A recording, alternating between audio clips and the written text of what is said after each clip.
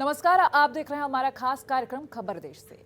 कश्मीर में हाल ही में हुई टारगेट किलिंग की घटनाओं की वजह से श्रीनगर से नई दिल्ली तक माहौल गर्म हो चुका है और इस मसले को लेकर प्रधानमंत्री आवास पर प्रधानमंत्री नरेंद्र मोदी और गृह मंत्री अमित शाह के बीच बैठक हुई है। बताया जा रहा है कि मीटिंग में गृह मंत्री अमित शाह ने पीएम नरेंद्र मोदी को कश्मीर के जमीनी हालात को लेकर जानकारी दी। अब ऐसे में कश्मीर में आतंकी हाइब्रिड नीति और टारगेटेड किलिंग को लेकर अल्पसंख्यक हिंदू और सिखों की हत्या कर रहे हैं और ऐसे में ये आतंकी कश्मीर में 90 के दशक के हालात फिर से बनाना चाहते हैं। आतंकियों की इस कायराना हरकत का जवाब देने के लिए सुरक्षा एजेंसियों को हाई अलर्ट पर रखा गया है और इसी बीच खबर यह भी है कि कश्मीर के हालात का जायजा लेने के लिए खुद गृह मंत्री अमित शाह 2 दिन के जम्मू कश्मीर दौरे पर जाएंगे और वहीं सुरक्षा के एजेंसियों को भी अलर्ट पर रखा गया है। सुरक्षा को देखते हुए तमाम इंतजाम भी किए जा रहे हैं। आतंकवाद पर नकेल कसने के लिए केंद्र सरकार सख्त हो गई है। केंद्र सरकार ने आतंकवाद की कमर तोड़ने के लिए नई रणनीति तैयार की है।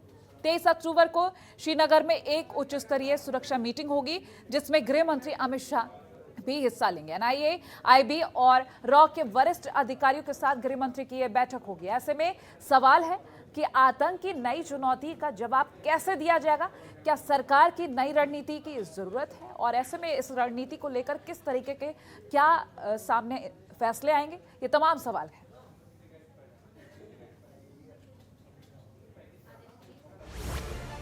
आतंक पर अब कड़ा प्रहार,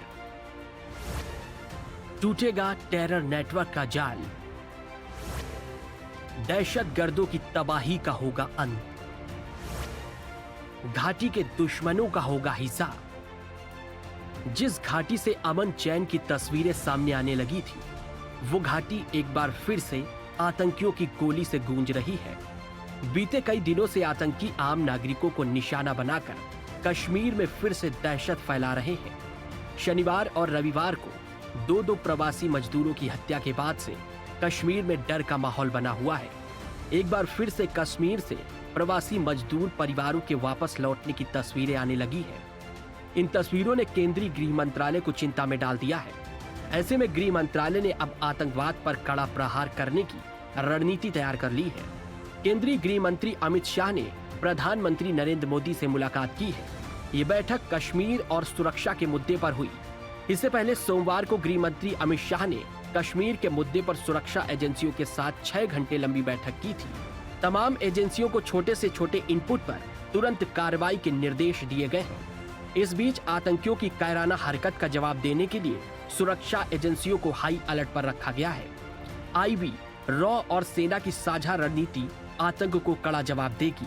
23 अक्टूबर को गृह मंत्री अमित शाह खुद श्रीनगर जाएंगे, जहां सुरक्षा एजेंसियों की उच्च स्तरीय बैठक होगी। वहीं सेना प्रमुख एमएम नरवणे जम्मू कश्मीर दौरे पर हैं। वे पुंछ और राजौरी में आतंक विरोधी अभियानों की सुरक्षा स्थिति की समीक्षा कर रहे हैं। साथ ही सैनिकों और कमांडरों के साथ बातचीत कर रहे हैं। सुरक्षा व्यवस्था कड़ी करते हुए श्रीनगर सहित सभी प्रमुख शहरों में महिला सीआरपीएफ कर्मचारियों को भी तैनात किया गया है। सालों में ये पहला अवसर है जब सार्वजनिक स्थल पर महिलाओं की जांच के लिए महिला सुरक्षा कर्मी तैनात की गई हैं। बता दें कि जम्मू कश्मीर में बीते 1 साल में नई उद्योग नीति के तहत 24,000 करोड़ निवेश के प्रस्ताव आए हैं, जिसके बाद से जम्मू कश्मीर में आतंकी लगातार बेगुनाहों को निशाना बना रहे हैं। लेकिन सरकार अब आतंक पर कड़ा प्रहार करने की तैयारी कर चुकी है। ब्यूरो रिपोर्ट, जनतंत्र टीवी।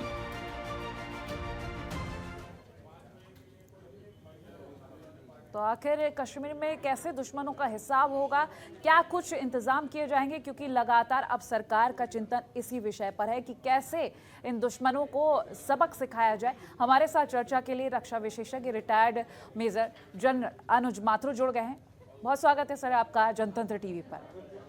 और सबसे पहले मेरा यही सवाल कि क्या लग रहा है, ये जो मुलाकातें हो रही हैं, पीएम मोदी और गृह मंत्री अमित शाह मिलकर एक रणनीति तैयार करने जा रहे हैं और फिलहाल और ये सबक सिखाने के लिए रणनीति बेहद जरूरी भी है। क्या लग रहा है किस तरीके की रणनीति होनी चाहिए इन लोगों को सबक सिखाने के लिए? देखिए कोमल, इसको मैं 2-3 तरीके से जवाब देने की कोशिश करूंगा। सबसे पहला तो आर्मी चीफ की जो विजिट हुई है 16 कोर के इलाके में, जहां पर ये हरकत हो रही थी, पुंछ राजौरी का पूरा इलाका उसमें आता है, उस विजिट के 3 क्लियर कट एम्स थे। पहला उसका उद्देश्य था कि जो सैनिक वहां पर लड़ रहा है, जो सैनिक का लोकल कमांडर वहां पर दुश्मनों से, टेररिस्टों से लोहा ले रहा है और उनको खत्म करने की कोशिश कर रहा है, उससे जाकर के बात की जाए डायरेक्ट, ताकि उसके मोराल को एक बूस्ट मिले। इतना लंबा ऑपरेशन चल गया है तो उसको पता होना चाहिए कि ये सेना उसके साथ है। दूसरा संदेश गया है देश को कि आपको पैनिक करने की आवश्यकता नहीं है, पैनिक करने की आवश्यकता नहीं है। और ये जो हो रहा है हरकत, उसकी वजह मैं बताऊंगा आगे चल के क्यों कर रहा है ये पाकिस्तान, क्यों उसकी क्या मजबूरी है कि इस प्रकार की हरकत में उद्लिप्त हो रहा है। लेकिन ये एक मैसेज संदेश देश को क्या है कि कोई इसमें पैनिक करने की आवश्यकता नहीं है। तीसरा सबसे कड़ा और सबसे इंपॉर्टेंट संदेश गया है पाकिस्तान को लाइन ऑफ कंट्रोल के पार कि बाज आओ वरना तैयार हो जाओ। तो इसमें कोई संदेह नहीं होना चाहिए, क्योंकि उन्होंने जाकर के मात्र जहां एक्शन चल रहा है वहां नहीं देखा है, उन्होंने लाइन ऑफ कंट्रोल का भी पूरा जायजा लिया है। लाइन ऑफ कंट्रोल का पूरा जायजा लेने का क्लियर कट मैसेज जो है अक्रॉस हम भेजा जा रहा है। तो ये बात बिल्कुल क्लियर है कि अब कोई कमी इसमें मंजूर की नहीं जाएगी और clear cut loud and clear message जा रहा है उसका। अब मैं बताता हूं आपको कि पाकिस्तान की क्या मजबूरी है कि क्यों वो इस प्रकार की हरकतों पर उतर आया है। देखिए, पिछले 2 सालों से, अगस्त 2019 के बाद से ऐसी परिस्थिति पैदा हो गई थी वहां पे कि कश्मीर जो है नॉर्मलसी की तरफ बढ़ रहा था। इसमें मेरे ख्याल से कोई संदेह हम में से किसी को नहीं है। 3-4 वजह है कि पाकिस्तान को उस नॉर्मलसी से क्या परेशानी है। पाकिस्तान को उस नॉर्मलसी से 3-4 परेशानियां हैं कि सबसे बड़ा कि अगर ये नॉर्मलसी हो गई तो उनका इतने पुराना जो एकमात्र मुद्दा है, पाकिस्तान के पास और कोई काम तो है नहीं। पाकिस्तान की आर्मी ने 4 बार प्रयास कर लिया कश्मीर को लेने के लिए, चारों बार उन्होंने मुंह की खाई, उनकी आर्मी कुछ नहीं कर सकती। फिर उन्होंने टेररिज्म बढ़ाने की कोशिश की, टेररिस्टों को हमने तबाह कर दिया। तो अभी उन्होंने एक घटिया सिस्टम शुरू किया है जिससे कि सॉफ्टेस्ट पॉसिबल जो टारगेट है, जो कि माइनॉरिटीज हैं, जो कि एक किसी का उसमें सिक्योरिटी एनवायरनमेंट में नहीं रह रही हैं, और ये माइग्रेंट लेबर्स हैं। अब इनके ऊपर क्यों हमला हो रहा है मैं बताता हूं आपको। 4 चीजें हैं। एक पहला सबसे इंपॉर्टेंट जो उनका उद्देश्य है वो ये है कि वो किसी तरह से इसको सांप्रदायिक रंग दे दें, क्योंकि जब पिछले 2-3 सालों में बहुत ज्यादा का वातावरण वहां बनना शुरू हो गया था। मैं ये नहीं कह रहा हूं बन गया था, बनना शुरू हो गया था। तो उसको वो एक कम्युनल शेप, कम्युनल कलर देना चाहते हैं। Point number 1। तभी टारगेटेड किलिंग्स जो हैं, हालांकि मुस्लिम भी भाई जो हमारे गए हैं, लेकिन आमतौर पर टारगेटेड किलिंग्स माइनॉरिटीज के खिलाफ है और टारगेटेड लेबर। दूसरी बात, बाई लेबर, क्योंकि प्रगति की राह पे अग्रसर हो गया था कश्मीर वैली, और उसका एक बहुत बड़ा हिस्सा, बहुत बड़ा योगदान जो है वो होता है vocational skilled labour, vocationally skilled labour. और ये जो वोकेशनली स्किल्ड लेबर है, चाहे वो प्लम्बर हो, चाहे वो इलेक्ट्रिशियन हो, चाहे कोई भी हो, वो यूपी बिहार मतलब बाकी शेष राज्य से जाता है वहां पे। यहां तक कि वहां के जो एप्पल ऑर्चर्ड है, जो कि उनके मेन इकोनॉमिक की जो इकोनॉमिक एक्टिविटी की बिल्कुल मेन रीढ़ है, उसके भी वहां पर भी लेबर जो हैं वो इन्हीं इलाकों से जा रहे हैं। तो अब उसको जब ये लगा कि हम ये सिचुएशन इंप्रूव हो रही है, तो उन्होंने इनके ऊपर हमला करना शुरू किया ताकि ये जाएं तो they can bring a pause to the economic activity in Kashmir. Pause ये उनका दूसरा था। तीसरा ये था कि जो कनेक्ट हो गया था भारत का बेहतर हो रहा था हमेशा से, उसको कनेक्ट को दूर करने की कोशिश, जो कनेक्ट कश्मीर घाटी का शेष भारत से हो रहा था उसमें अड़चन डालने के लिए कोशिश करने वाली, और also invite a strict action. अब वो ऐसी एक्टिविटी करेंगे तो स्ट्रिक्ट एक्शन हो जिससे कि शायद थोड़ा कोलेटरल डैमेज हो, और उस कोलेटरल डैमेज को वहां का दोबारा माहौल बिगाड़ने के लिए उसका इस्तेमाल किया जा सके। और चौथा, जो कि मेरे को थोड़ा सा दूर की कौड़ी लग रहा है, लेकिन चौथा उनका ये सोच है कि वो इस प्रकार की हरकत लगातार करते जाएंगे कि जो नॉन कश्मीरीज हैं, जो नॉन वैली वाले हैं, उनको यहां मारें। तो शायद इसका कोई रेपरकशन भारतवर्ष में हो जाए, क्योंकि कश्मीरी पूरे भारत में है, हर जगह अपना बच्चे पढ़ रहे हैं, हर जगह अपना काम कर रहे हैं। तो कहीं ऐसा ना हो, जो कि मुझे दूर की कौड़ी लगता है, भारतवर्ष में इस तरह की हरकतें होती नहीं है, लेकिन कहीं ऐसा ना हो कि कश्मीरियों पर कोई इनका रिएक्शन आए और उसको वो भारत के खिलाफ करना शुरू कर दें कि भाई ये देखो कश्मीरियों को वहां मार रहे हैं। अंदेशा लगाना ये जो 4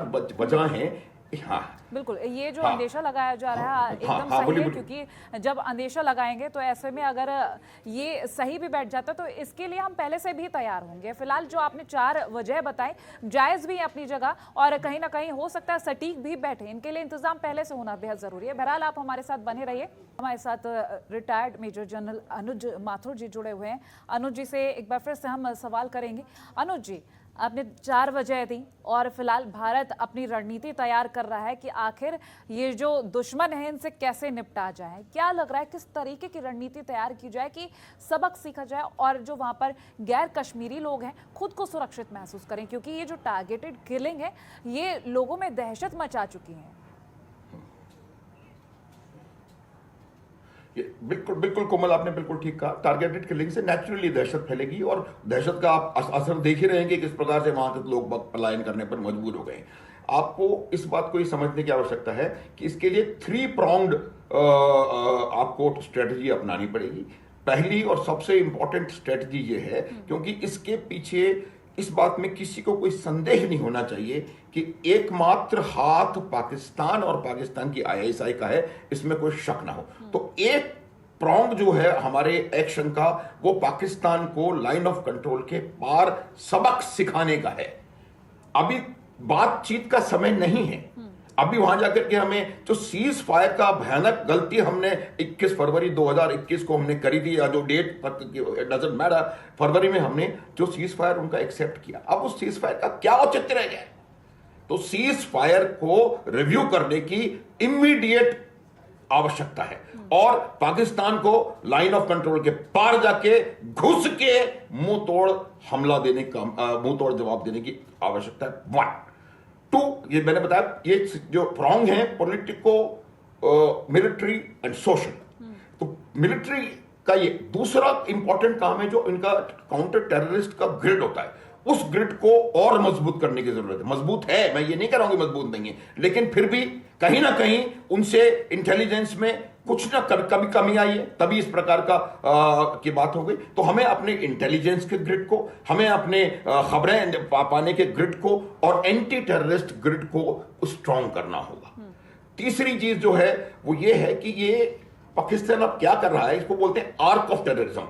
आर्क ऑफ टेररिज्म वो होता है जो कि जिसके बड़े आर्क में आपका टेररिस्ट की एक्टिविटीज चल रही हैं। तो आर्क ऑफ टेररिज्म हमारे आर्मी के एक्शंस की वजह से सिर्फ घाटी के अंदर लिमिटेड होकर रह गया था। अब ये जो घाटी के इस पार, जो पीर पंजाल के दक्षिण में जो अभी हमले हो रहे हैं और ये जो एनकाउंटर चल रहा है पिछले 9 दिन से, तो ये लोग आर्क ऑफ टेररिज्म को दोबारा पीर पंजाल के साउथ में इंक्रीज करने का प्रयास कर रहे हैं। इस प्रयास को हमें समाप्त करना चाहिए ऑफेंसिव एक्शन के कारण। माइंड यू, सबसे बेहतरीन, the best form of defence is offence. आपको ऑफेंस करना पड़ेगा। आप हर बार बैठ करके कोई एक्टिविटी होने का इंतजार करने के बाद उसका रिएक्ट करते करते वो टाइम मेरे ख्याल से अब नहीं है। हमें प्रोएक्टिव होने की आवश्यकता है। प्रोएक्टिव होकर के उनको सबक सिखाया जाए, यहां पर टेररिस्ट को लाइन ऑफ कंट्रोल के पार पाकिस्तान को, और इस प्रकार का ग्रिड स्ट्रांग किया जाए ताकि हमें, हाँ, तस्वीरों की बात एक चीज, कोमल एक और बात मेरे को बोलने तो प्लीज, उसके बाद मैं बताऊंगा। और तीसरी जो एक और बड़ी इंपॉर्टेंट चीज होती है वो है मौसम। 15 दिन बचे हैं इनके पास मात्र। अब हमको ऐसा लग रहा है कि अचानक से तेजी आ गई हर चीज में। अचानक से तेजी आई है, उसकी वजह 2-3 हम कल डिस्कस कर चुके हैं। उसकी एक इंपॉर्टेंट वजह यह भी है कि उनके पास कुल मात्र 15 दिन रह गए हैं, फिर मौसम खराब हो जाएगा, उसके बाद इन्फिल्ट्रेशन होना बंद हो जाएगा, और जो बहुत ज्यादा, तो 15 नवंबर तक जो भी एक्टिविटी इनको करनी है, जितने भी इन्फिल्ट्रेटर्स अंदर घुसाने हैं वो घुसा लें, उसके बाद उनको परेशानी हो जाती है, हर चीज में कमी आती है कैंपेनिंग से। तो ये जो समय उनके पास कम है, इसीलिए वो डेस्परेटली इस टाइम का फायदा उठा करके वैली से इन्फिल्ट्रेट करने की कोशिश कर रहे थे, वहां हो नहीं पाया, तो अब नीचे उन्होंने साउथ ऑफ पीर पंजाल करने की कोशिश करी। तो ये और वजह है। अब बोले आप। 90 के दशक की तस्वीर को लेकर बात हो रही है कि हालात वैसे ही कुछ नजर आ रहे हैं, लेकिन तब में और अब में काफ़ी ज़्यादा फर्क है। भले ही तस्वीरें कुछ एक सी दिखने लगी हों, लेकिन अब के भारत की अगर हम बात कर रहे हैं तो अब का भारत काफ़ी ज़्यादा ताकतवर है। और ऐसे में अगर हम, आपने जो 3 तरीके बताए, तो सुरक्षा के एक घेरे की हम बात कर लेते हैं। किस तरह से इस घेरे को बनाया जाएगा?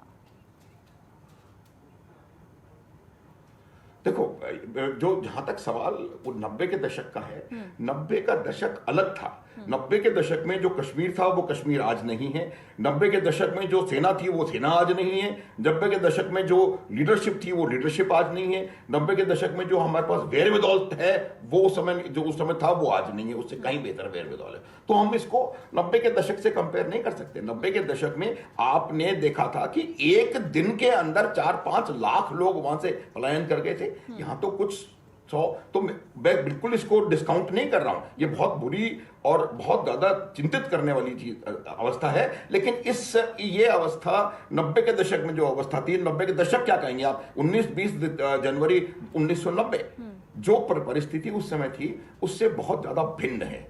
अब उस समय आपने देखा होगा कि इन्होंने वहां के लोगों ने अनाउंसमेंट्स हुए थे मस्जिदों से कि ये करो वो करो। I don't want to get into that उसमें, लेकिन उस समय ये जब तमाम बातें हुई थी वो परिस्थिति अभी नहीं है। आज आप देख रही हैं चाहे वो 100 ही आदमी हो, लेकिन 100 कश्मीरी मुसलमान खड़ा होकर के आज लाल चौक पे ये आवाज बुलंद कर रहा है कि ये गलत है, ये नहीं होना चाहिए। आज की तारीख में जितने भी पॉलिटिकल लीडर्स हैं, इवन फारूक अब्दुल्ला, उन्होंने भी कहा है कि हम इसको कंडेम करते हैं, जो आज से पहले कभी नहीं हुआ था। तो सर्कमस्टांसेस बिल्कुल अलग है। इस बात को उस लेवल तक ले जाने की आवश्यकता नहीं है, लेकिन हमें एक प्रॉपर स्ट्रेटजी की जरूरत है। और उस प्रॉपर स्ट्रेटजी में सबसे जरूरी है किस प्रकार से हम अपने इंटेलिजेंस इंफॉर्मेशन नेटवर्क को सुदृढ़ बनाएं और इनके हरकत होने से पहले हमें खबर मिले। तो ये बहुत आवश्यक है। तो सबसे पहला काम है कि हमें अपने इंटेलिजेंस नेटवर्क को ठीक करना पड़ेगा। दूसरा, जो आपका एंटी टेरर नेटवर्क है, जैसे एंटी इन्फिल्ट्रेशन नेटवर्क है जो लाइन ऑफ कंट्रोल के चारों तरफ लगा हुआ है, वो स्ट्रांग करना पड़ेगा। हो गया है इसीलिए उनको परेशानी हो रही है, इन्फिल्ट्रेशन नहीं हो पा रहा है। तभी उनको ये तीसरी तरीके से काम करने की आवश्यकता पड़ रही है कि आप देख लड़के को, तो इन्होंने क्या सोचा था, उनको मालूम था कि ये होने वाला है, इसीलिए उन्होंने पिछले 2-1.5 सालों से ड्रोन्स की तरह से या किसी और छोटे मोटे तरीकों से छोटे हथियार, थोड़ा छोटा गोला बारूद उन्होंने इन्फिल्ट्रेट करवाया है, जो कि आजकल कुछ यूथ के हाथों में जा रहा है। एक सबसे बड़ा जो अंतर मैं आपको बताऊं, मैं खुद कश्मीर में काफी रहा हूं और अभी भी जाके आया हूं कुछ दिन पहले। वहां सबसे बड़ा अंतर ये आया है कि वहां के लोग नहीं चाहते कि उनके बच्चे इस तरीके के उसमें फंसे। ये सबसे बड़ा अंतर है। तो इस बात को भी हमें एनकैश करने की जरूरत है। हमको बिल्कुल, और साथ ही ये जो अंतर है आज इंफॉर्मेशन का सबसे इंटेलिजेंस सबसे जरूरी है। बिल्कुल, ये जो अंतर है और जो मानसिकता में एक डिफरेंस देखा जा रहा है पहले के और आज की, ये कहीं ना कहीं एक ताकत भी बन सकता है। क्योंकि जब सरकार अपनी तरफ से रणनीति तैयार करेगी तो सबसे ज्यादा सहयोग जो मिलेगा वो जनता की तरफ से मिलेगा, क्योंकि वहां रहने वाले लोगों की तरफ से जो मदद मिलेगी उसी के कारण उन लोगों को भी पकड़ा जा सकता है जो इस तरीके की ये नापाक हरकतें कर रहे हैं। अनुज जी, बिल्कुल बिल्कुल सही। उसमें क्या हो रहा है देखो कि हाँ, इनकी सेना कुछ नहीं कर पा रही, इनके टेररिस्ट अब कुछ नहीं कर पा रहे, तो उन्होंने ये अपना आखिरी हथियार इस्तेमाल करने की कोशिश की है। इनको 2 साल से नॉर्मलसी की तरफ चल रहे हैं और अगर ये इस 15 दिन में कुछ नहीं कर पाए, 6-8 महीने और नॉर्मलसी की तरफ हम चल गए और डेवलपमेंटल एक्टिविटीज हो गई और हम इसको माहौल को दोबारा इसके लिए तैयार कर पाए कि माइग्रेंट लेबर दोबारा वहां आए और काम करे और इकोनॉमिक डेवलपमेंट में अपना साथ निभाए, तो पाकिस्तान के हाथ से खेल खत्म हो जाएगा। तो इसलिए इतना जबरदस्त डेस्परेशन आपको नजर आ रहा है। 20 कैंपों में पाकिस्तान के एलओसी के उस तरफ 20 कम से कम 20 कैंप में दुर्दांत आतंकवादी बैठे हुए हैं जो कि लगातार पाकिस्तान की आईएसआई से ट्रेनिंग ले रहे हैं, इसमें कोई शक नहीं है। बिल्कुल। तो हमें अभी आवश्यकता है कि यहां पर अपना इंटेलिजेंस नेटवर्क सुदृढ़ करें, एंटी टेरर नेटवर्क सुदृढ़ करें और वहां पर उन 20 कैंपों पर जिस भी तरीके से हमला करना है, चाहे वो हवाई हो, चाहे वो जमीनी हो, चाहे वो आर्टिलरी का हो, चाहे कैसे भी हो, उन वहां पर मारने की आवश्यकता है। तो ये बहुत जरूरी है। तो सबसे इंपॉर्टेंट जो इशू है वो हमको वहां पर देखना पड़ेगा और ये सीज फायर और नो सीज फायर को रिव्यू करने की जरूरत है इमीडिएटली। बिल्कुल रिव्यू करने की ज़रूरत है। और इसके अलावा अगर हम एक फाइनल कमेंट के तौर पर एक कंक्लूजन लेना चाहें आपसे, क्योंकि कश्मीर में जो स्थिति है वाकई में हर कोई चिंतित है और सबसे ज़्यादा अगर अब हम आने वाले वक्त में होने वाली बैठक को लेकर बात कर ले तो उसको लेकर आप क्या फाइनल कमेंट में कहेंगे एक कंक्लूजन को लेकर? देखिए आपको मेरे को थोड़ा सा टाइम, थोड़ा फाइनल कमेंट से ज्यादा दे दें। मैं आपको ये बताना चाहता हूं कि जब भी एक थोड़ी फिलोसॉफिकल बात है कि जब भी सुबह होने से पहले जो अंधेरा होता है वो सबसे घना होता है। ये आप मान लें कि ये जो डार्क क्लाउड मुझे और आपको नजर आ रहा है, उस डार्क क्लाउड में सिल्वर लाइनिंग है, और वो सिल्वर लाइनिंग हमको मिलेगी। हमें पॉलिटिकल प्रोसेस को वहां पर रिवाइव करने की जरूरत है, वहां के लोगों को सोशल स्पेस प्रोवाइड करने की आवश्यकता है, वहां को पॉलिटिकल स्पेस प्रोवाइड करने की आवश्यकता है, और जितना जल्दी हो सके सिक्योरिटी के मद्देनजर रखते हुए हमें वहां पर पॉलिटिकल प्रोसेस स्टार्ट कर देना चाहिए। और जब परिस्थितियां ठीक हो जाएं, J&K को अपना स्टेट का स्टेटस दे देना चाहिए। मैं एक फौजी के अलावा दूसरे तरीके से बात करने की कोशिश कर रहा हूं, क्योंकि इसके लिए हमें पॉलिटिको मिलिट्री सॉल्यूशन बनाना है। आर्मी ने कई दफा एक इस इंसर्जेंसी को और टेररिज्म को इस लेवल पर लाके रख दिया है कि एक प्लेटो आ जाता है कि उसके बाद उसमें इंक्रीज नहीं है। उसके बाद जो कार्रवाई है, उसके बाद तमाम कार्रवाई जो है वो कार्रवाई पॉलिटिकल होनी चाहिए, वो कार्रवाई सोशल होनी चाहिए। आर्मी अभी जो हालात थी वो, मैंने 18-20 साल में J&K में रहा हूं, इतनी अच्छी, इतनी कम इंटेंसिटी की वायलेंस पिछले 30 सालों में पहली बार इस लेवल पे आर्मी ने ला करके दे दिया था। उसके बाद अब आपका इसमें काम शुरू होता है। एक और मैं कहना चाहूंगा कि जब इस प्रकार की परिस्थिति आती है, और इस प्रकार की परिस्थिति में जब देश के हित का, देश राष्ट्र के हित का जब प्रश्न है, तो हमारी जो पॉलिटिकल डिफरेंसेस हैं उनको मेरे हिसाब से दूर रखना चाहिए। ये तवा वो नहीं है जहां पर कि आप अपनी राजनीति की रोटियां सेक सकें, क्योंकि इस तवे पर जो रोटियां सेकेंगी उसका डायरेक्ट रिलेशनशिप जो है वो हमारे देश की सुरक्षा और संप्रभुता से है। तो हमें एक uniform political, uniform social voice बनानी होगी, और आर्मी अपना काम करके आपको देगी। उन्होंने करके दिया था और दोबारा करके देगी। और ये भी यकीन दिलाता हूं कि अगर पाकिस्तान का जो ये आइडिया है कि हम इंडियन आर्मी को फोर्स करें और वो एक्शन लें और कोलेटरल डैमेज हो, ये नहीं होगा। आर्मी उन लोगों को चुन चुन के ढूंढ के खत्म करेगी और कोलेटरल डैमेज नहीं होगा, इस बात का यकीन करेगी। लेकिन पाकिस्तान रहे सावधान, LOC के पार हम एक्शन हमें करना चाहिए, और मुझे लगता है कि हम करेंगे। बिल्कुल, चलिए, बहुत शुक्रिया अनुज जी हमारे साथ जुड़ने के लिए। तो लगातार रणनीति पर बात हो रही है और किस तरह से इस आतंकवाद को सबक सिखाया जाए, कम किया जाए, इस पर विचार हो रहा है। और आने वाले वक्त में काफ़ी सारी बैठकें होने वाली हैं, और रणनीति जब तय की जाएगी तो जाहिर सी बात है एक्शन भी लिया जाएगा, और फिर कश्मीर में जो ये हरकतें हो रही हैं उन पर लगाम कसी जरूर जाएगी। फिलहाल इसी के साथ हमारी इस खास पेशकश में इतना ही। देखते रहिए जनतंत्र टीवी। नमस्कार।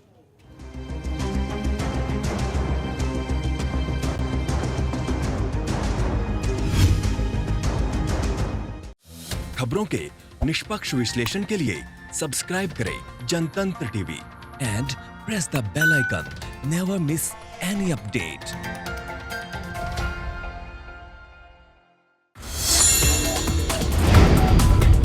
Download the Janatantra TV app, available on Google Play and App Store.